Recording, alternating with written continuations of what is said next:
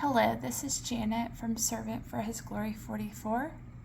I come in the name of Jesus Christ, Yehoshua HaMashiach. Good morning from my time zone. And I just wanted to share some confirmations the Lord has given concerning the 3 words that were put out yesterday on July 5th, 2023. The first one is Strong's number 8 in the Hebrew, which the definition is destruction.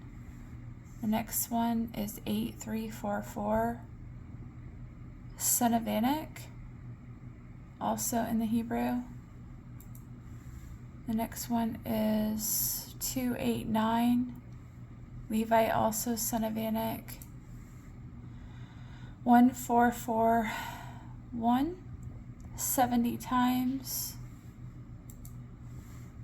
320 in the Strong's, which stands for the end. 717, to gather and pluck.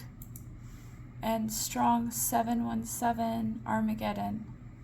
And then I also want to share one more thing. I wanted to share that I saw right before I went to the Vulcan Museum. So these are the things the Lord has encouraged me to share concerning yesterday's words. I hope everyone has a blessed day. Bye. Thank you for listening.